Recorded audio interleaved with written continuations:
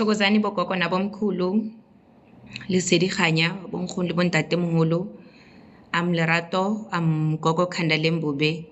Yo, there is no electricity for 2 days now. So I don't know. I heard there's going to be load shedding. I'm just taking chances. That's why I can't announce anything. Okay. So let's read the Bible, pray. This is a very sensitive topic. Lina, I'm tired, and I think it's gonna be relevant. Okay, let's read the Bible and then rappel. I hope I'm audible. Lebitso la ntate la morwalo mahelang, amen.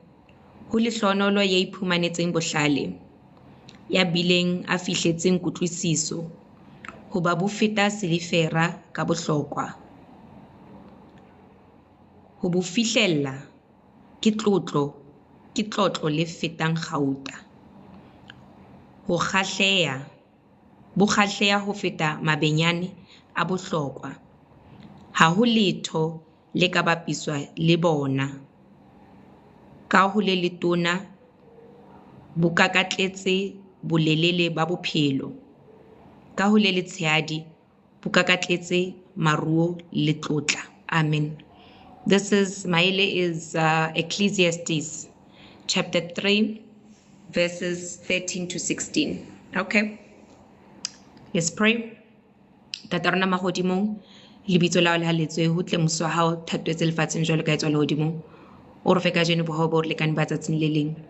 O re tshwarele melato ya rona jwalo ka o re tshwala ba re setelwang. Se re se mo lekomelwane ho ye mobe. Hobane mmuso kwa hao le matla le kganya le kgale jwalo ka o sa feleng. Amen. Morena modimo wa mahodimo le mawatle, Jehova ya retsang hantle, haebe wena tla bua ka jeno, ke mema manyelo a bohle ba tlileng. Le nna ke mema manyelo ya ka kaofela. A lerato la morena modimo le re phuthe bohle. Amen. Amen. Okay, it's a very sensitive topic. Relevant.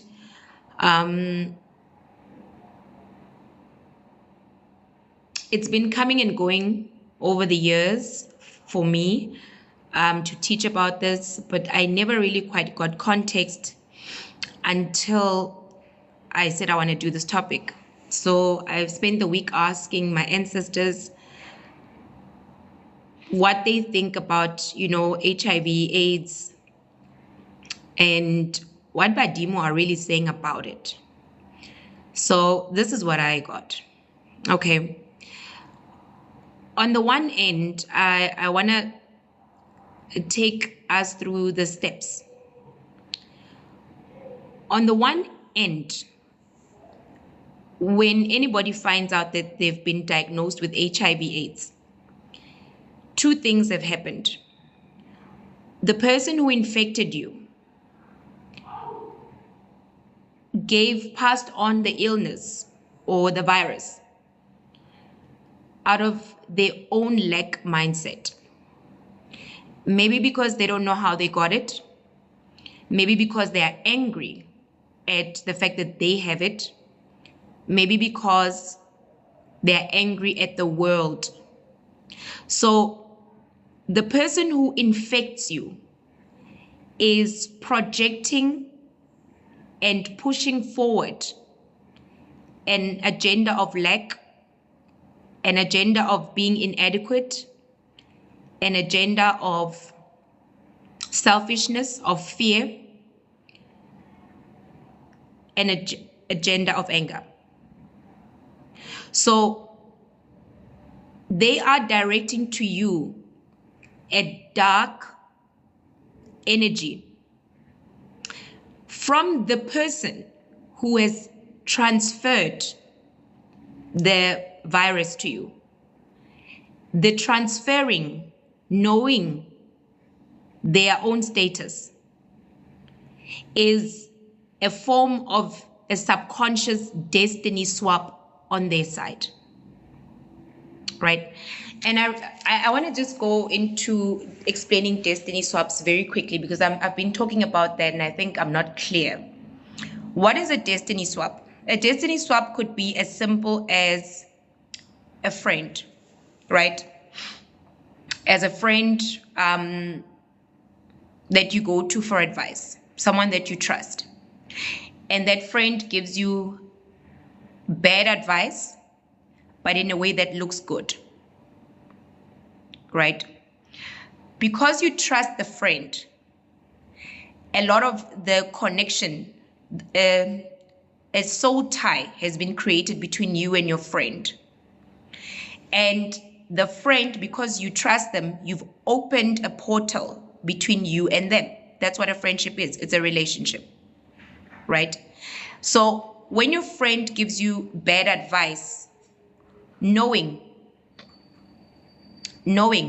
even if they don't know, when the friend gives you advice, but in their heart, your friend doesn't wish you well, or in their heart, your friend feels like you think kwena, or in their heart, your friend is jealous, or your friend is unhappy, or your friend wishes they could have your life for whatever the reason. The advice given from your friend, even if it is a seemingly good advice, energetically, it carries a demonic trail, right? Even if the advice is something good, like, no, go meeting and go and pray. The intent, it is a demon, or it's a demon aspect of your friend's aura that is giving that advice, right?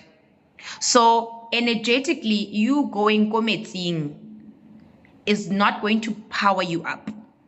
It's not going to level you up, even if you've taken the advice. You going meeting is now you taking your friend's hidden intent and hidden demon meeting, right? That's a destiny swap, because you might not have needed to go meeting, right? Firstly. Secondly, you are taking this person's hidden spiritual energy, because that's the source of where the advice came from. The source of the advice. Doesn't matter if the advice looks good, right? Then you go meeting and you come back, you might feel good, but you come back and it doesn't elevate you. It doesn't elevate you because your friend has a hidden intent. So that is a form of a destiny swap, because now you've presented yourself to meeting where there's a variety of energies and spirits. Some are unclaimed. Some are lurking, right? And you could have picked something up, right? The topic today is HIV, AIDS, and our ancestors. Does your friend get elevated? Yes, they do, because the demon in them grows in strength, because your portal of trust, right, and you actioning out the advice is an affirmation to the friend and an affirmation to the demon. So it will charge off of that. And how would you see this? Your friend will start to have a false sense of superiority over you. You guys will see this with a lot of friends. That's why a lot of spiritual people, we can't really have friends, because with time, they start to believe, and it doesn't matter if your friend is gogo lerato. The moment someone starts to have dominion over your emotions, over your reactions, over your perceptions. The moment someone does that, it is like injecting poison energetically, because you are no longer free of any attachment to be able to listen to those guides. How do you release such friends? Have cord cuts. Okay? Have cord cuts. And Gogo Prudence, they may not even control you directly, right? But an energy exchange is going on. Okay? You may not even go meeting, but you considering it. They've planted a seed. Right? And what happens on their end is that the demon grows because of the trust. Because of the trust that you have in that person. And this entity affirms itself in your friend. That's a destiny swap. Right? That's a destiny swap. This happens in so many ways. Some of you guys grew up in abusive homes with narcissistic parents. That's a destiny swap. Right? Because the point of the narcissistic parent is that they feed off of you, off of your downfall. Right? And your crying or your anger, frustration feeds them. And that's why you get parents like that who keep picking fights. Right? That demon is like a drug addiction. It needs to be fed. So, I've explained the destiny swap. Now, the person who is transferring a virus that they fear it. They are transferring it over to you. They are transferring their fear, their anger, their frustration, their regret, all of that. It's like the friend analogy. The source of the transfer is Islwani at its core. So the person transferring it to you is transferring a demonic attachment. Not the virus itself. It's not the virus that is the demonic attachment. It is the fact that the virus is associated with death. And it is also the fact that the person who transferred it to you felt that they should not hold in their quote-unquote beliefs of death. So they felt, let me not die alone. And yes, there is fear, because it's not easy to tell someone that you really like that, hi, I'm HIV positive, right? But they're not giving you a choice, right? They're not giving you a choice. So when you, the infected person, I'm going to answer you, Gogo Brenda. When you, the infected person, find out that you are HIV positive, the death sentence in your mind is the incurring of that spiritual darkness that you got from that person, right? What happens, like Gogo Brenda's asking, if you are not aware, right? So if you're not aware that you're HIV positive, it will get transferred. There won't be a sense of karma or even a destiny swap on your side, because you've got nothing to fear, right? You don't know anything. You don't know anything. By the time you find out, it is only your own sense of who you are. You must deal with your own now acquiring of the death sentence mindset. The Bible teaches you guys, the devil is here to rob, steal, and kill. Those are the three main components of a demon. And Anytime when you find any news out that you've been robbed, stolen from, or you feel like you're going to die, you are dealing with Islam. You are dealing with a demonic attachment, because that's not the truth. Because that's not the truth. So for those who find out, they have to now go face to face with the Slwane,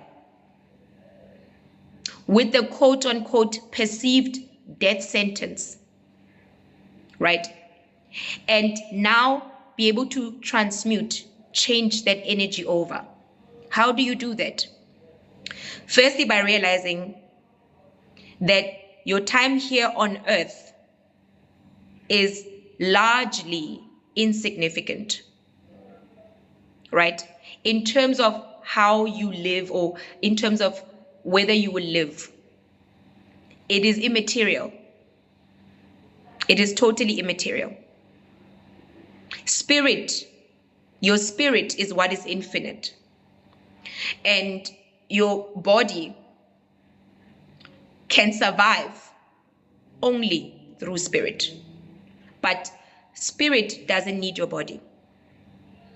So that is how to counteract this Slwane, the quote unquote belief.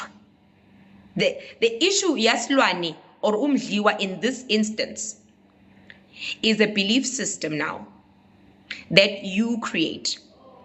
Should you be angry when you find out? Yes, it's a normal reaction. Be angry. Ask your ancestors why. Be very angry, right?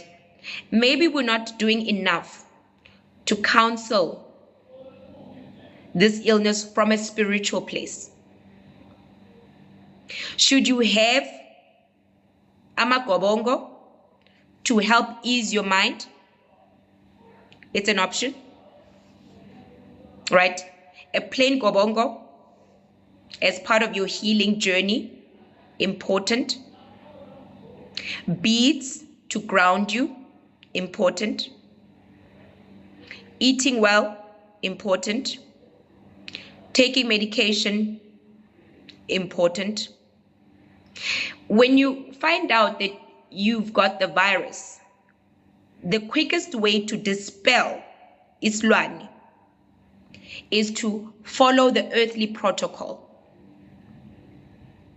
And what's the earthly protocol? Medication. Eat well. Not necessarily to go and disclose to anyone, right? Have your own time, your therapy, your healing. Go through the motions, right? Because that is you breaking down this dark energy, breaking down the dark energy, which the source is anger, fear, aggression, regret. You need to break all of this down all at once, right? Until you get to a point of, I don't like it, but it is what it is. Go through the motions and go through your healing with your ancestors in whichever way you need to, right? In that instance, you are more likely, because of all of these spiritual strongholds and these chokeholds, when you have too many binding energies around you, right? People, healers, we perceive attachments. We don't see that it's a psycho-spiritual, right? And psycho-spiritual is connected with your Mundao spirit. Mundao spirits love to work with psycho-spiritual negative energy, right? I think I've spoken about this so many times, right? So Mundao's belief is that he will take you through all the scenarios of fear, anger, regret, and shame. You will go around it many, many, many times. He'll take you through it. He'll bring you to your breaking point. until you break and you realize, I can't do this. So that you must start to lift yourself energetically. So in a crazy way, that's why these iLwani and umdliwa is associated limundao, because these two have got an interconnected energy. They are symbiotic spirits. One is there, mundao is there to help you, right? But help you the hard way. The other, this Lwani, is a projection of a destiny swap. It's something that was given to you, that you got, that you didn't plan for, right? So you need to break this down. So when you guys are experiencing all of these chokeholds, you will go to a gobela, and the first thing they're going to tell you is that you need to twasa, because spiritually or ancestrally, we believe that the easiest way to break dark or karmic patterns is to twasa, right? However, unfortunately, in twaso, the drinking of blood, strictly not for you. Strictly not for you. Because the virus, acquiring the virus may be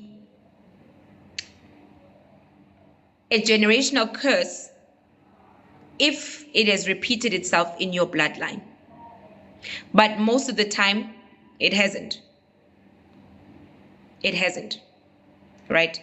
So it means then that you are at a cusp of creating a curse by how you're going to further your life, and or breaking a curse. Some spiritual curses in our family, they manifest themselves as acquiring a virus. I'm going to explain to you guys why. Okay. Some things, some karmic contracts in our bloodlines were in such a way that somebody might have been doing witchcraft and they didn't know. It happens. It happens. Right? And in that case, it is an ancestor who was not aware of the karmic implications of that witchcraft. Right? But now that they are aware,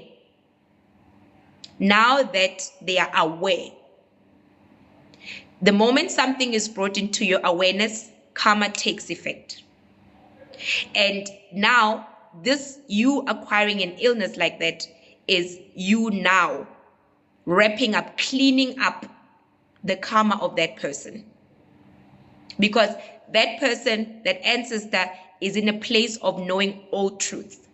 And they're in a place of honest reflection. Because they're in the abstract world of eternal love. So they see things clearly. Right? Sometimes this is how that karma is dished out. This is how you, the infected person, wrap up your generational curse. So it's a curse, something that was psychological. An ancestor doing things to people, right, without being psychologically aware of the implications, just like how you get an infection, just like how you get the virus, right? The first thing that, like I'm saying, you guys should avoid drinking animals' blood altogether, right? Even Abu Gobela, we've got to become more awoke to how some of these contracts work. A virus is like a contract ya moya. It's you utwasa ka moya now. Right? So it's something that was a witch and was not aware. That is a knowledge, it's a spiritual thing. Kinta moya. Right? And then at the end of the day, you guys should not be given Madi at all. Madi is to affirm. Madi, Ndwaso, is to affirm the birth of a certain spirit. And that's the danger, Ndwaso. Right? One day I'm going to do a whole teaching on Ndwaso. The birth of a Ndwaso is to affirm, to place upon you a certain spirit. It doesn't need to be an ancestral spirit. So actually, Ndwaso is not a requirement for rona batho ba Bantsho. Because unlike Makgowa who don't pull their energy from their ancestors, they need Ndwaso. They need it. Ke bona ba ba tlhokang Ndwaso. To give birth, to create the portal into the spirit world. We don't need that portal because we are genetically connected to that portal. Right? And iDlozi and a spirit, they can look like the same thing. Your ancestor, the parent, can convert themselves into a spirit. Right?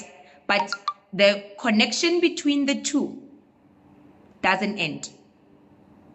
But a spirit that is born out of Ndwaso, right, can be any type of abstract spirit that requires a form. Right? That requires a form.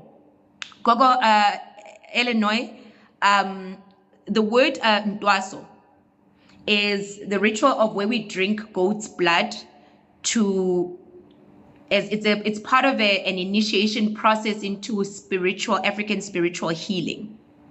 And the goat's blood is drank and vomited out with a concoction of traditional medicines. It is believed that the drinking of this blood and purging it out is what settles an ancestor within your physical body, right? And Gogo Loma, you are right. Madia Jesu, that's where the concept of Ndwaso comes from. That's where it comes from. It is religion that has brought the connection between spiritual ascending, right? Getting to know God the Father through the blood. It is an un-African thing because we don't have that type of ascension. We don't have an ascension that requires the consumption, the breaking, the bruising of any animal or being and consuming its life force to ascend spiritually. We don't do that. Africans, we use blood for nutrition. Okay? We use blood for nutrition. So what I'm saying, Gogo Illinois, is that the point of Ndwaso, the actual Ndwaso, and your HIV infection, we are trying to deal with a moya. Moya is like a spiritual matter, right? A metaphysical, not even a spiritual matter. And we address it using Ndwaso, which is metaphysical because it's blood from an animal believed to give spiritual ranking or ascendance, right? However, these are two different issues, right? These are two different issues. The first thing you should look at is the psycho-spiritual effect of the diagnosis, right? And if we even look at Mundao spirits, they are a combination. They're in the water, right? So psycho-spiritual is always affiliated with the water because water is affiliated with our emotions. Water is affiliated with our belief systems. And that's what needs to be broken down, right? Because the death sentence in your quote-unquote mind and the fear and anger associated with it is the real enemy. That's on the one side. So I got another interesting revelation today from a different spirit guide.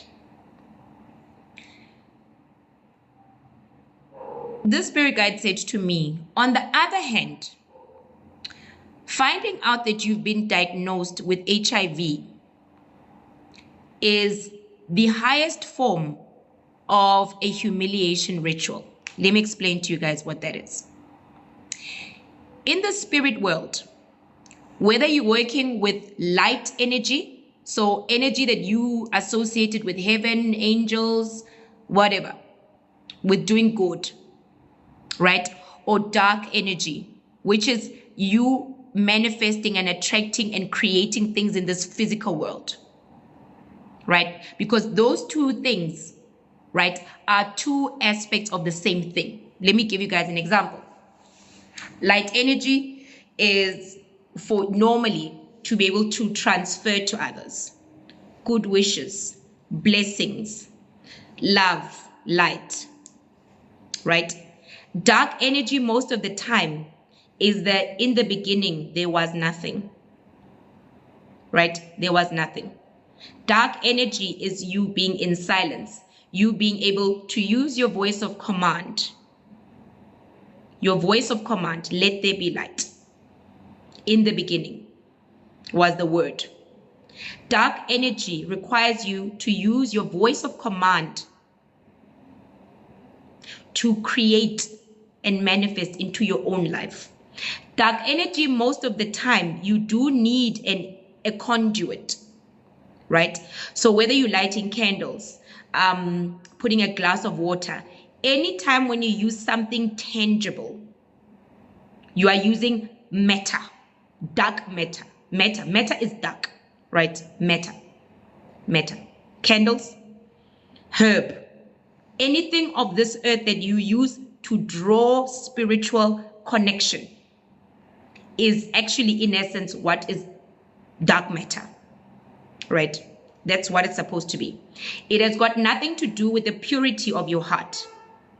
If your heart is not pure, you are not, your heart is either pure, opening itself up to purity, right, to prosperity, to abundance, or your heart is in fear, anger, blah, blah, blah, jealousy, fear, which is demonic in nature. That's it. Right? And we'll use the word demonic for the demonic, because demonic would be a phrase used more in religion, so it's easier to understand, right?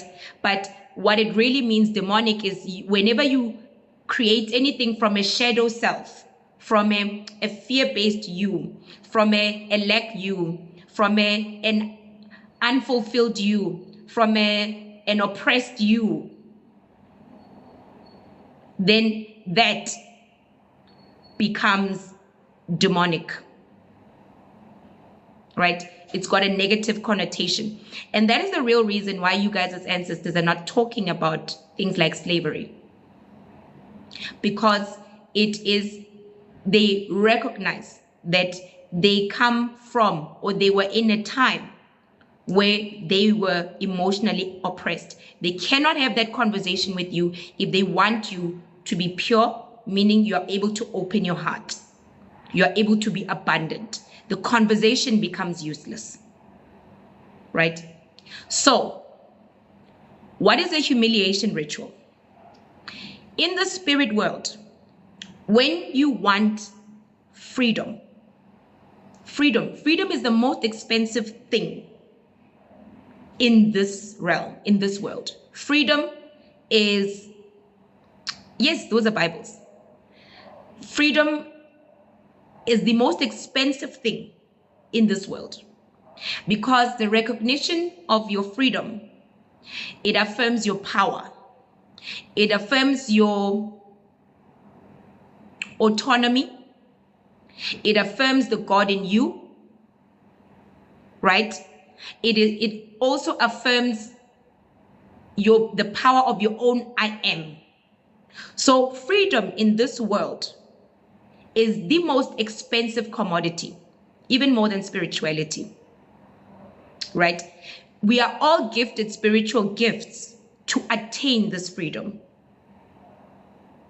right? We are all given spiritual gifts to attain freedom. From freedom, you can cultivate your power, your energy towards creating physical abundance, right? Towards creating spiritual abundance, towards creating all of that. Now, because freedom is the most expensive energetic commodity, how do you know this? Everything that we quote unquote the one creator created, whether he created as a super being or the creator and abstract energy, the Big Bang Theory creator created. Sesalang, the super being and the Big Bang Theory being have got one thing in common. All the atoms, all the matter moved in such a way freely on its own that it collided to create what is now matter. So even the super being, right? Super being, super beings, God, his biggest title is freedom, because God is without limit for itself and what it wants to create. So that's how we know that freedom is the most expensive thing. From that freedom, the one entity or the multiple conglomerate of pure entities manage to freely collide and bring themselves into what we call matter. And that is also at the heart of how we create. The more you make a decision based on independent freedom. Now, that's how you are able to manifest. But freedom in this world is so difficult, right? We are not born free. The moment you enter this realm, you are actually entering into bondage. That is where the concept of the original sin comes from. The sin is actually being not free. The sin is actually complying with the world around you, creating a soul, because your soul is a combination of ideas, thoughts, memories that those around you gave you, right? And unfortunately, we've got caregivers, right, who have their own caregivers, who have the world around them. So they're able to pass on the bondage, not because they're evil, but because that is the way of the world. That is the matrix. The matrix is meant to keep you stuck. Now, going back to a humiliation ritual, what is it? In the spirit world, to be able to acquire your own freedom, free will, and to see it functioning, the principalities of the matrix, the energies that have had domain, that have been harnessed over millions of years, harnessed and perfected through society, through whatever, these are all the different belief systems that have been set in place. Those energies, for you to be able to release yourself from the matrix, those energies must give you a very traumatic, emotionally debilitating, psychologically striking, traumatic experience. It's a humiliation ritual. You've got to pay for your freedom. Why? Because you've spent up and until this very moment harnessing that bondage. First, the bondage was given to you, but through belief systems. And now you have created your own version of your own bondages. It's very interesting to see how bondage works, because even when you're connecting libadimu bahau, there is a level where they start to show you that certain belief systems that they allowed you to walk with for a certain period of time were set in bondage. Why? Because at the time you needed the bondage of discipline. Discipline is an earth construct. It's an earth construct. It is a measure, it's a control measure that you don't harm yourself or harm others. But the spirit of God, or the spirit of God within us, needs no control. Needs no control. So to be able to release yourself from the bondages of what you see around you, HIV/AIDS infection is the highest ranking form of humiliation ritual. I was actually surprised when they told me this. I was surprised because it helps you. It's so traumatic, and because of this Lwani element, you are facing your belief systems that are clearly crashing before you. You are also realizing that everything you ever thought about yourself is not going to happen. It is still a form of a false belief, but it is a false belief that enters to break your past beliefs. It forces you now to redefine how you believe you are meant to live. But the wonderful thing about it, just like Badimu, there is no written manual. So it's like a complete deconstruction of everything you ever imagined about yourself.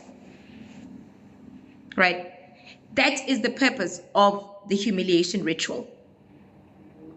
It is meant to make you see yourself as ashamed, as dirty, as whatever, as an outcast, to the point that you realize that the only way for you to survive in this realm is to create your own future, because no one else will accept you as you are. So the infection on the other side is a mental construct meant to give you a false sense of freedom, and it forces you into it. It forces you into creating your own freedom without a manual. So this now is an all-in-one. The knowledge affects you psychologically, emotionally, and eventually spiritually and physically. This is like an all-in-one spiritual awakening package. Is it dire when you find it out? Yeah, but it's like dintwaso kaofela. It's like dintwaso all-in-one. The sooner the super beings, the sooner the higher realms can set you apart in your own flawed mental projection of who you are, the sooner they can do that, the sooner they can help you to reconstruct who you believe you are, and that's how they're going to help you enforce your own free will. So actually, finding out that you're infected should be your golden ticket. Should be. It is a form of Ntwaso, a hard one. That is why the blood now of Ntwaso is inadequate. Right? You should be able to now craft from a broken sense of freedom, right? But you are able to craft. I'm going to speak about Mosi Johnson just now. I never thought about it, but I'm going to. So what does this mean? Whether you tell people or not, the point is that now you are meant to dig deep, because a humiliation ritual is supposed to make you feel like you are at the worst. to rebuild who you think you are, to redefine the choices you've made. Guess why? Because your life is completely, it's in chaos, right? Your life is in chaos. So whether you speak to others about it or not, but the point of a humiliation ritual, on the other side of a humiliation ritual, is always some form of spiritual abundance. And you can turn that into money, right? And you can turn that into money. Whether you're going to do counseling or what, or whether you're going to sit down with yourself and manifest money, no one deserves to go through a humiliation ritual, right? And still go and seek out ntwaso, unless you're still dealing with the Slwane component. Once you realize that now you are at the cusp of your own building blocks, the need to go to somebody else for spiritual affirmation is going to end. That is the point of it. You had a complete ntwaso in a few seconds, finding about it was written. Your ntwaso was written on some paper, right? That need to go to others is only to deal with the Slwane element. And the sooner you can get there, right, then you sit down, you say, wait, I'm here to create my own freedom. I'm here to create my own freedom. I'm on the other side of the humiliation ritual, right? You must be okay and truly on the other side of a humiliation ritual. And humiliation rituals come in so many ways. So many ways, right? Some people leaving divorces, some people, anything that completely deconstructs your life is a humiliation ritual. And the severities are different, right? Severities are different, but the point of a humiliation ritual is you leaving that husband, that wife, and they are screaming and swearing at you in the middle of everybody. A humiliation ritual is more successful when the point of it is to humiliate you. Jesus himself, his last offering for himself, this is how Jesus acquired the power for resurrection. Those days that he was sitting, he needed to acquire the energy. How did he do it?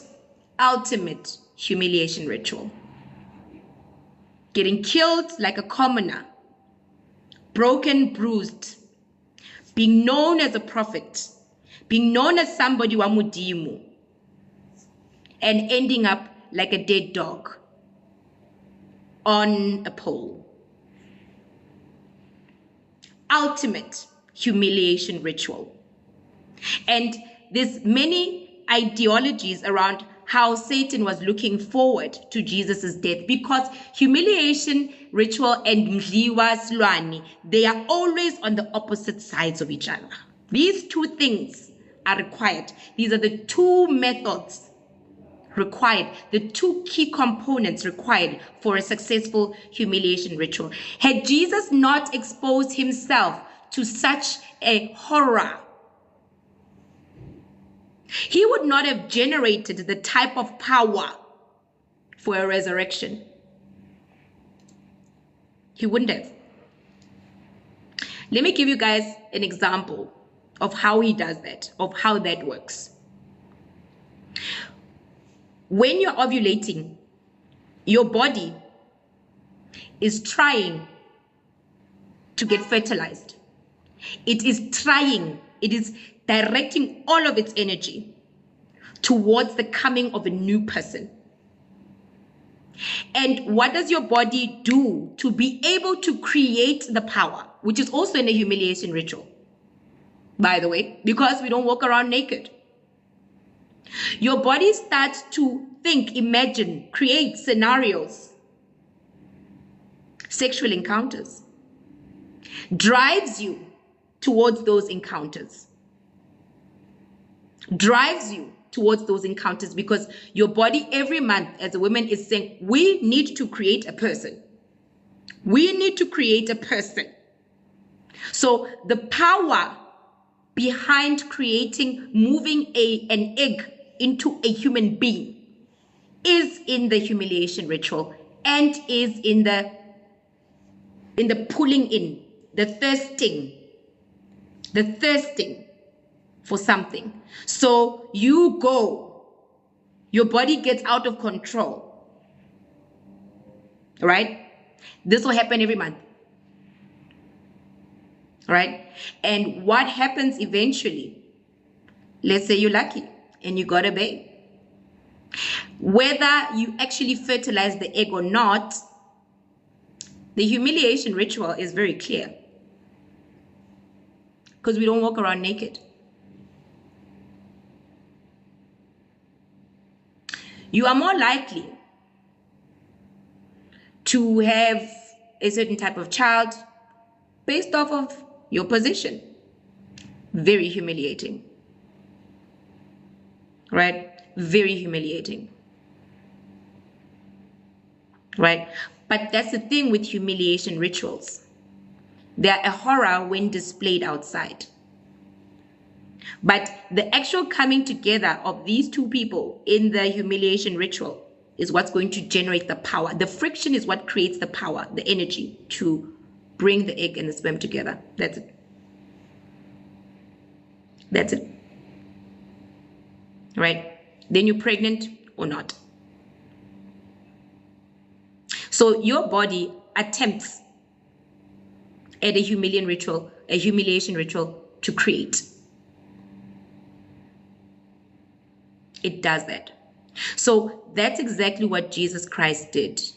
He created, set up, advantage, something that he could leverage off of. Powerful things. In the sense that now he's saying, I need, because he was not the only one who was being killed that way, right? But he said, I need. That's how he chose his timeline. That's how he chose when he came. Hence, in the beginning was the word.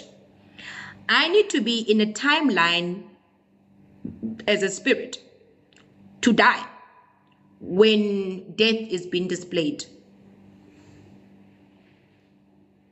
And the people screaming, let him be killed, blah, blah, blah. All of those, part of the humiliation ritual. Right? He needed to be in that time. Why? Because the resurrection was the power that he needed, the energy that he needed was to be able to bring a tangible physical body. Humiliation rituals always come to be able to address the very same element. If it's dark or physical matter, the body, the power required is to create a physical body. So a physical body needed to be destroyed. Right? And your power comes from creating a physical sense of freedom, because up and until you saw that paper that said HIV positive, you were free. Right? Or rather, you were not free, but thought you were. So now it was always a humiliation ritual of your mental construct. So on the other side of that means then that you need now to be okay, to know that the diagnosis was a humiliation ritual. And from there on, you can create as you wish, provided you are fully in your power, meaning you are fully free from what? The result. And also from the created construct of what you think this new normal means. Right? Now, how does this translate to your sexual relationships? Again, you can decide to disclose to a sexual partner that you're HIV positive. which in itself is a humiliation ritual. But on the other side of that is that if they don't run, they get to stay with you for life. Or you can insist on protection should you choose to hold it within yourself. However, should you choose protection, do not enter the sexual engagement with a sense of inferiority. Why? Your freedom is what the humiliation ritual was all about. Right? So then you take necessary precaution, but you cannot sit with the diagnosis, with the virus, and still feel inferior. Because then it's like you are a Jesus who got butchered for nothing. It's something that is going to address that you're going to be confronted with a lot. But you are giving now your higher up ancestors, your higher up powers, who want you to solve the karmic debt and receive like potential energy to create. Now you are giving them back, your ancestors, to sit down and say to them, well, let us create my relationship. Let us create my marriage. You actually have earned the stripes for your freedom. Most people just don't know it. That's where you start to say to your ancestors, like everybody else, the relationship, let me have. You are free to do that. Right? However, in your freedom, don't ask for a partner that is being conscious of the virus. That's not how to ask from a place of freedom. Don't stick with a partner who's bad for you in other ways because they quote unquote know your status. Here's the reality. Even if 10 men or 10 women know that you're positive and they decided to run, and for whatever the reason, they decided to have a meeting. So,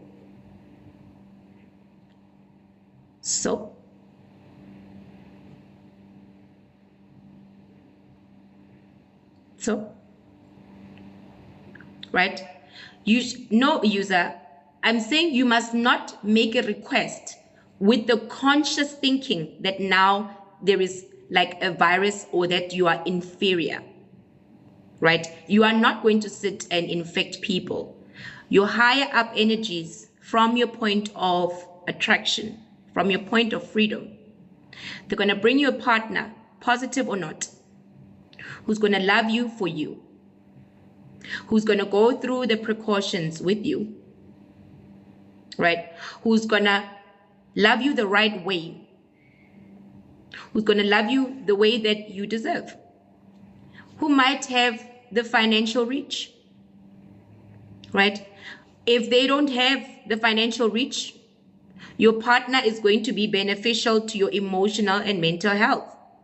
Then because you've attained your freedom, your ability to manifest independently, you will be the one given financial reach. Then your life is balanced. You are now able to create whatever that you want, right? You can now have children if you want. There are so many ways. But your point of attraction now does not change. It doesn't mean now that you've got to settle for the lesser version. And it also doesn't mean that you are cursed because you've gone through that.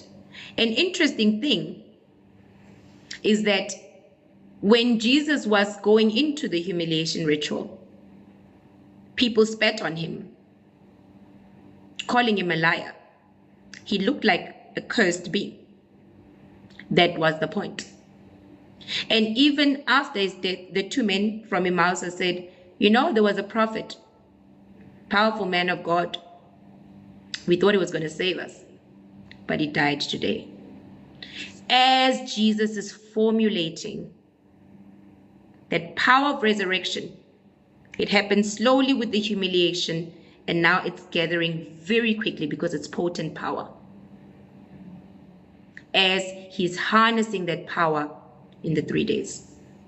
Now your point of attraction, now your point of connecting with your ancestors and even creating abundance, you should not be afraid. Whatever you ask for, you should feel entitled to ask for it. Because there is no way that your ancestors allow you to carry such a yoke without great abundance on the other side. It is the law of spirit. So why is it that people that have been diagnosed are not getting this great abundance? They are not moving past this Lwane element. And they are holding on to the process of the humiliation ritual. It's normal, considering that it is a great trauma, right? It's one of the greatest mental blocks, mental constraints. It's like the scene when Neo had Agent Smith by 1,000 on top of him, Ali one. That's exactly how it is.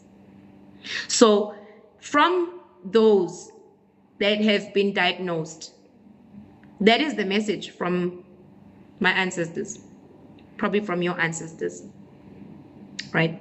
Let's talk about Mosi Johnson. Someone asked about that. His life was to educate, because at the time there were issues around people creating further physical constraints. Let me give you guys an example. And that's actually how the humiliation ritual was explained to me. That people who were infected used to be told to sleep with a young virgin to rid themselves of a disease. It's so interesting because the psychology behind that is a sin complex, where a young child wipes your quote-unquote sin away. The young child was meant to cleanse, right? And we're going back now to this Lwane now weaving itself into the psychologies of people, because to be able to agree to doing that at that time, you had to agree that you are taking your HIV positive status and you're transferring it to that young child. So it was based in fear. So Mosi Johnson came up and was raised at a time to create awareness. Was he the most scariest visual version? Yes. Right? Was he a depiction of the highest form of humiliation ritual? Yes. But was he the freedom, the innate freedom of spirit, sending a message to end certain false belief systems? He was there too. So Mosi Johnson at his age was like the death and resurrection of Christ happening both simultaneously. And the lady who adopted him, right, she was the key. She was the enabler. She was the enabler for his mission, because that mission was an important mission. It was a mission that was meant to illuminate, but also a mission meant to show us what happens if things are left too long, right? What happens if you don't attain your sense of freedom quick enough? What happens when there's denial? It is unfortunate that in his case, he didn't personally have denial, because again, he's a child, born into the construct of this world, and his parents decided to leave him on the wayside. Right? Born into the physical bondage. But the humiliation ritual, and even the bondage, and even his resurrection, all happened as he spoke fluently on stage, representing children that were not even necessarily just HIV positive, but representing a level of intellect. Because in his time, to speak English that well was not very common. So he was breaking so many curses, standing there as an individual. And he was an ambassador of many, many, many ideals. Mosi Johnson was also a projection, a reminder to Black people, because we were getting the illness the most, or rather, it is assumed that we get the illness the most, but well, we are the most in the country. So it looked like the HIV virus was assimilated with Black people. But it was not. We are many, so there will be more reported cases. We form an 80-20 ratio with other nations. And he stood there, standing for a majority that was in the minority, because to be Black and HIV positive was now seen to be a shame. But he was Black, positive, and well-spoken. Something that spoke to us as Africans from a generational point of view. Information, knowledge.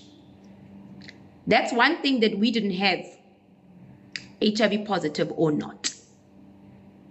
So he himself created his own Christ consciousness for what he stood for. Did it hurt watching him die? Yes, we all wished that he would live forever. But the death and his resurrection happened in plain sight. So what was there physically left for him to do? To grow up and do what? And continue being an ambassador? People lose babies. People have children stillborns. People lose children at 3 years old. People have got children with Down syndrome that don't make it even to Mosi Johnson's age. Right? Meaning those souls, those spirits have served what they were here for. So he was not the exception. He was a brave ambassador. He was a brave body embodying Christ consciousness. Right? And Christ consciousness, again, we are calling it Christ consciousness because we believe in a person who was doing supernatural things. That's what it really is. A consciousness, a mental tempering, right? And a gradual ascension to creating miracles in your own life, to creating miracles in the lives of those around you, to not have a destiny swap. So again, Satan, in the context of Jesus, thought that the death or the crucifixion was a destiny swap because of Judas. And yes, it was. Just like the person who gave you the infection became the destiny swapper. However, it is also the catalyst, the trigger to the ultimate humiliation ritual and ultimately the resurrection and the power behind that. Never underestimate the level of spiritual freedom that you can embody in this life. Never underestimate that. Because spiritual freedom will take you to places where even after you have failed, even after everything has drowned around you like Noah's Ark, you're going to keep going again. And that's the stuff of millionaires. So the humiliation ritual is very important. It's key to creating freedom, to creating the freedom to manifest whatever you want. But you cannot avoid it. Not if you want to affirm your autonomy. Power is imperative. It is imperative to your autonomy, right? Power is the direct link between you and higher consciousness, source God. Power is that link. Because power will make you make a decision not based off of what you see, will make you make a decision based off of what you can create. You become so good at judging your own potential.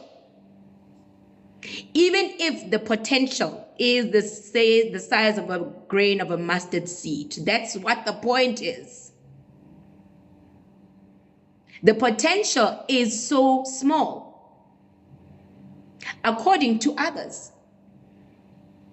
right? But potential, once it is derived from your own inner power, that's where the mustard seed turns and moves the mountain, right? That's where your own innate self will create, no matter how long it takes, will create what it is you are seeking. Because even the heavens, even the gods, even the ancestors, even the God, even the universe cannot refuse a free will decision made out of power. We can say what we want to say about the story of Adam and Eve. The issue behind them was, again, the destiny swap from the snake. However, that choosing to eat the fruit helped them, even though they got evicted from Eden, to learn to create their own power. It is the same reason why God did not kill Abel. It's the same reason. God wanted Cain to have an enduring humiliation ritual. And Cain went on to be the father of all metal workers. Cain went on to be the father of all dark matter. Abel was dead. He was replaced with Seth, who went on to be the father of all light, spiritual matters. But Cain was able to manifest regardless. And his descendants, even him, was wealthy in his own way. All that we said is Egyptian gold and all of that is coming from Cain. That's why he was not killed. He was given the option to now live through his power and to create and harness it through the mark of the humiliation ritual that all will know. Okay? So it's a long conversation. I don't know if anybody wants to maybe talk about this.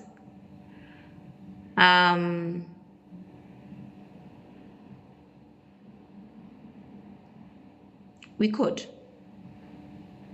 Right? We could. So did they choose to have crown chakra awakening? Nkulu, Adam and Eve chose to have a solar plexus awakening, because solar plexus is so connected to the metaphysical and the physical. They chose to have something that's going to be broken out. That is not a belief system. The crown chakra, already being told that they cannot go there, was limited. It was open, but it meant that a certain aspect of their curiosity could not take them there. So what was opened by physically touching, eating the fruit, solar plexus, opened them to another form of being, to a finite, a defined lifestyle now. One with their own choices, right? One with their own choices. And not one of seeming happiness.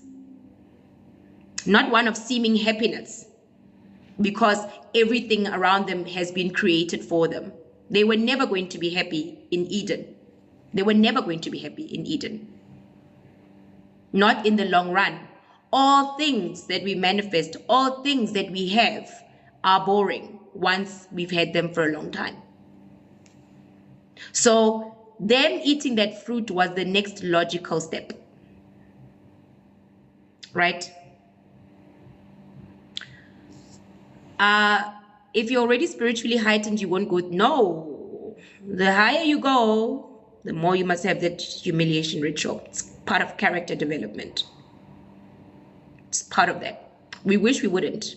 So a lot of us, we suffer a humiliation ritual privately with people who lie to us, people who deceive us, people,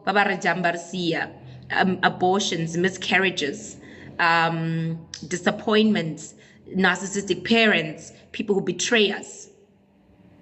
We experience it. We experience it, right? But second to being HIV positive, losing your money. I blew it. Humiliation ritual. Humiliation ritual. Right? Whenever something is so important, or it looks like it was so important because you enjoyed it, but you only realize once it's no longer there that it was a privilege and it's been taken away from you. Once that happens, you have undergone a humiliation ritual. Right? And that's why, again, Libaba by blew it. They've got a higher chance of making more money if they can get out of being stuck in the Slwani element of the humiliation ritual. If they can stop saying, yo, I was stabbed and water and blood came out of me and I was on a cross for an afternoon and I was buried. If they can step out of that, they'll be more likely to realize that there was more. There is more. There's always more. If you could do it once, you can do it over and over and over again. Right? You just needed to learn certain lessons. So, how do you step out?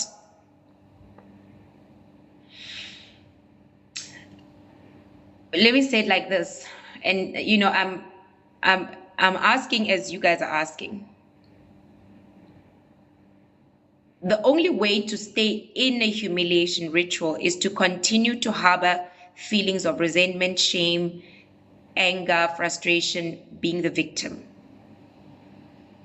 So how to get out of that would be empowering yourself.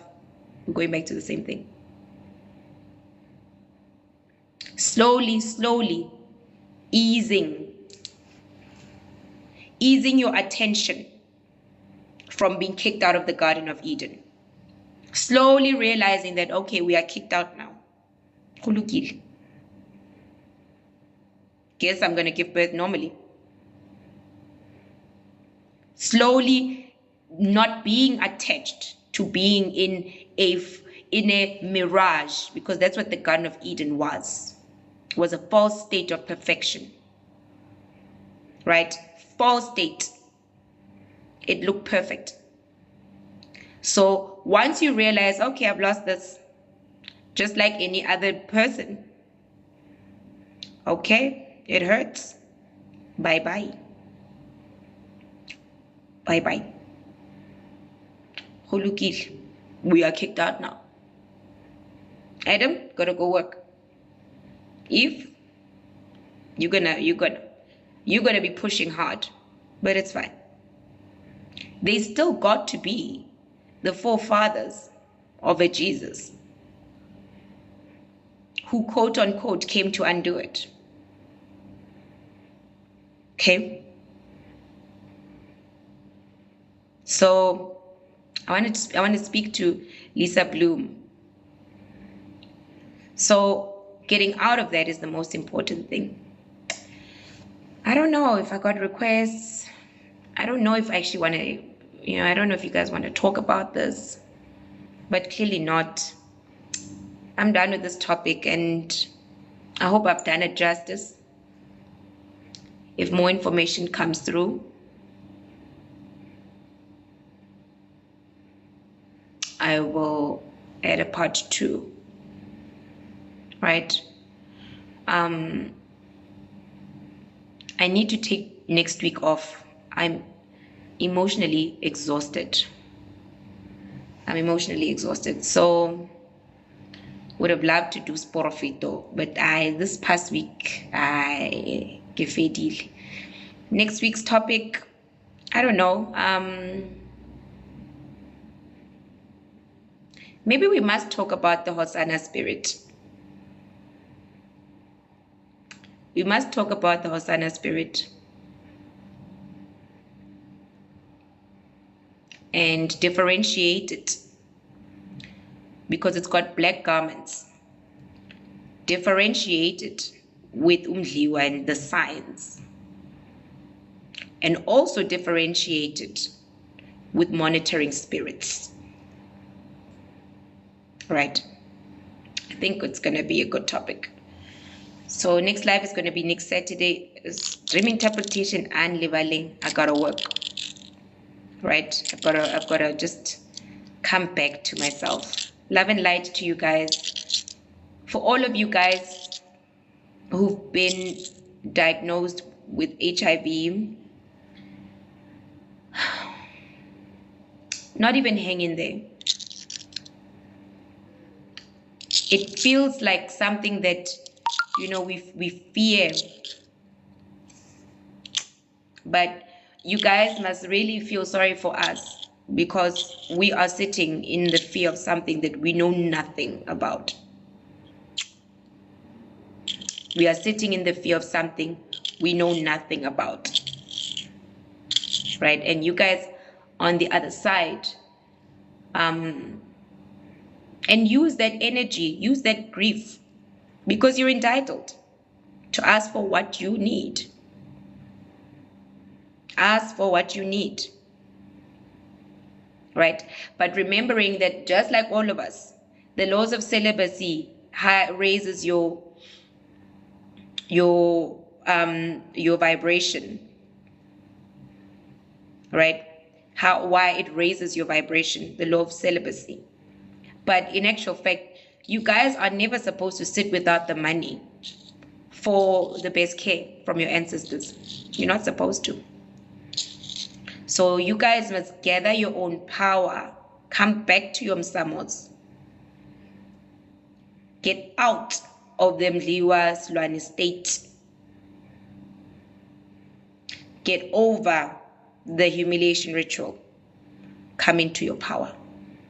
Because from that place, you must be able to manifest being able to have medication and the best food and the best everything. It is your right. It is universal law. Everything that happens, there is an up and a down. As above, so below. You won't need medication. You won't need medication, and you don't get it. And initially, as you raise your vibration, your ancestors will tell you to go and get the general medication, go to clinics. As time goes on, they will avail you the privacy of a private doctor. As you raise your vibration and you ask for more, they will give you more. So love and light.